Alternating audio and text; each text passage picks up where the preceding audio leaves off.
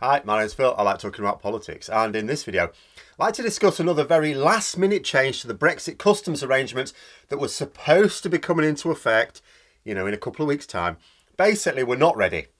So even a year after we really should have had all these checks ready, we're still not ready. So we're going to carry on letting goods come into the country without knowing or caring what they are. But first, if you'd like to be notified of daily news in politics, please subscribe to the channel and click the bell notification icon. So I've done a couple of videos so far this month on the new Brexit systems coming online next year. A lot of people, including many businesses distressingly, seem to be of the view that Brexit has happened and we're now in the stage of trying to work out how to deal with it. I mean, I would still argue that even if you were of this view, you should have expected the government to have worked it all out before we jumped. I mean, maybe some think that we should have done that. But Brexit hasn't been done yet, not completely. We've been done, but not Brexit. We are still not applying customs or SPS checks on goods coming into Britain from the EU. The checks are entirely outbound, not inbound as well. Some people may ask why it really matters. After all, when we were in the customs union single market, we didn't apply those measures either. Has anything really changed? Well, yes. Easiest change, I suppose, to explain is that if someone is shipping something from, say, outside the single market to Britain, it would have been subject to checks at the first port in the single market that came across. Now, that might well have been in Britain, but it may not have been. If it was somewhere else, it doesn't happen. If a consignment goes to a Dutch or an Irish port from, say, America or China, somewhere like that, they'll check for major things, They don't want to be allowing drugs or weapons through into the single market, But generally speaking, because it says it's bound for Britain, they'll just go, it's nothing to do with us then, and they'll pass it on.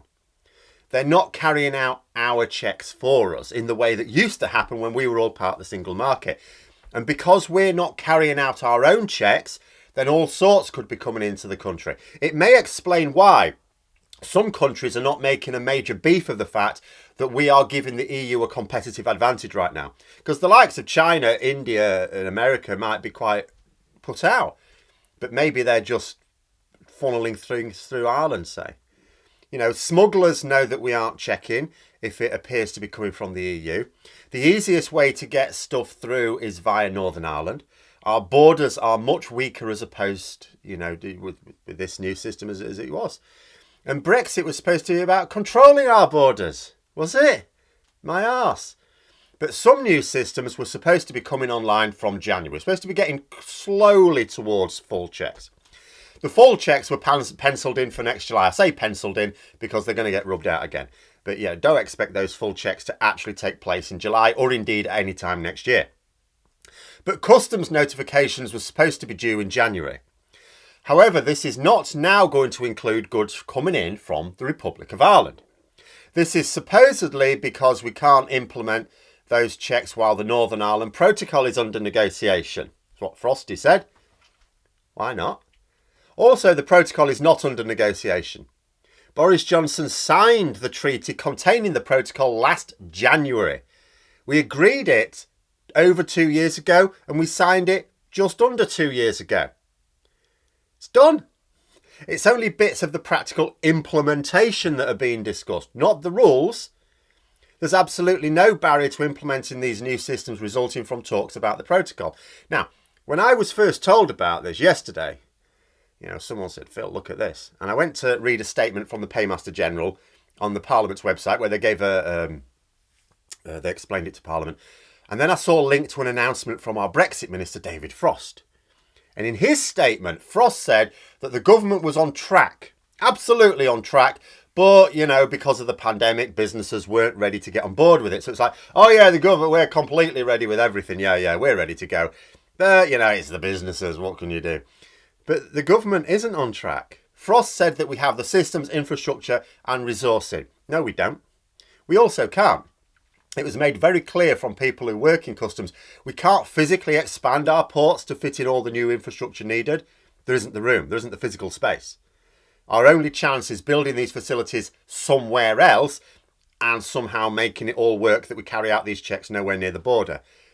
This is just the government pretending that they're on top of things, but they're just doing a solid to help our businesses who aren't quite ready for the next phase of Brexit.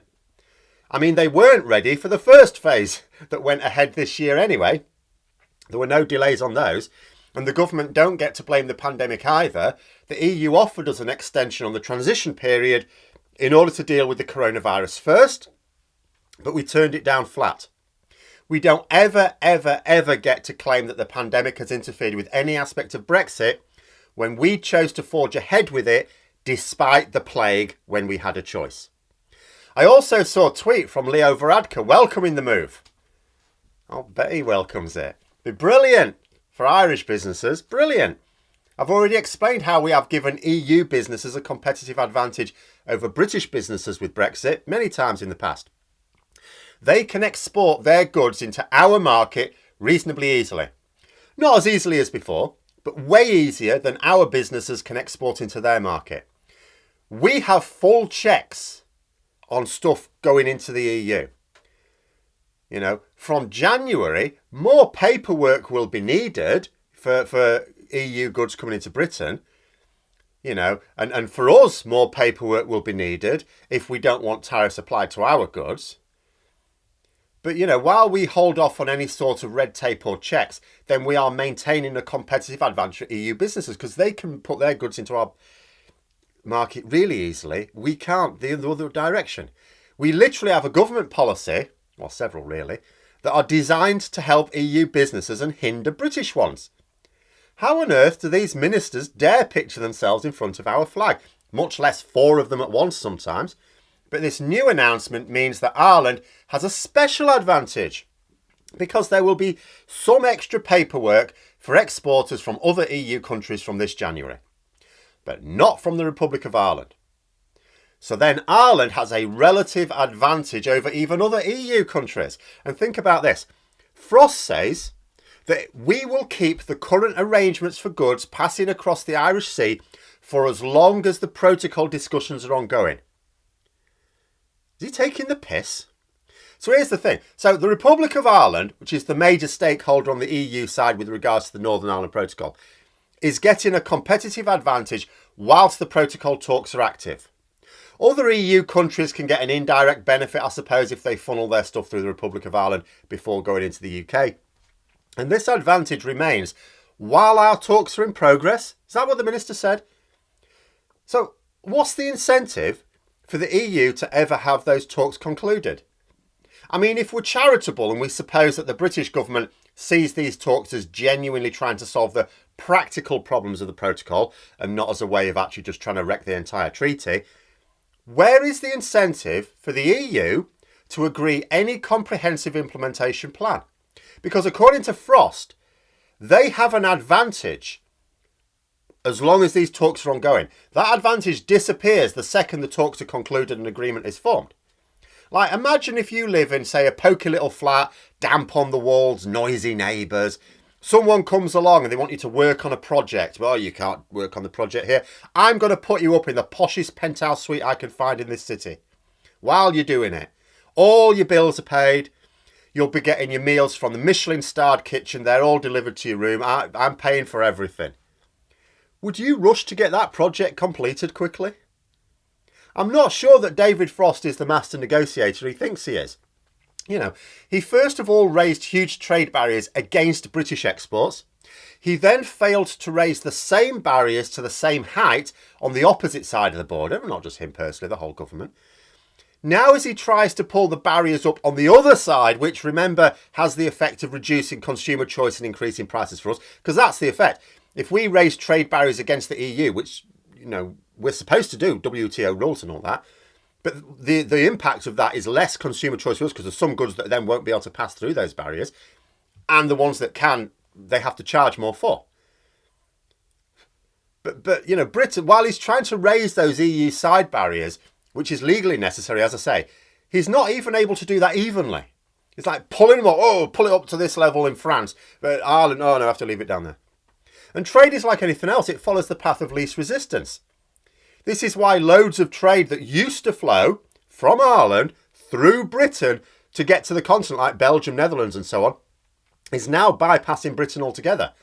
Loads of businesses, you know, loads of business that have lost there in accommodating the land bridge. Now it's like we've lost a load of business because Ireland has arranged routes that cut us out entirely, and in return, we're going to make it easier for them to export to us. So Ireland's going to get a load more business now as well. Another quite staggering and yet wholly predictable step on the way to what will hopefully be people waking up and realising that not only is Brexit not what they thought it was, but that our government have literally no idea how to manage it. You know, they have this insoluble problem. How do we raise import barriers when we are deeply reliant upon imports? Because this decision isn't because they don't know how to manage the situation and don't want to cause too much harm. They had no problems harming our export trade very badly. They had no problems with those trade barriers. But import problems get noticed by the general public. They don't just screw over the economy. They don't just mean inflation goes sky high, as it has. The general public will notice very directly, because that's what this is about. We aren't ready to apply these procedures. We're not ready for the checks. We're not going to be ready. As we approach July, I'll no doubt be talking again about, in theory in July, these checks should be coming online and that'll have this impact, and this impact.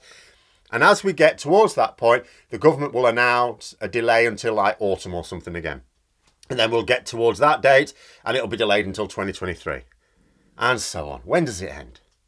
But those are my thoughts. Let me know yours in the comments below. Hope you found the video interesting. If you did, don't forget to click the like button.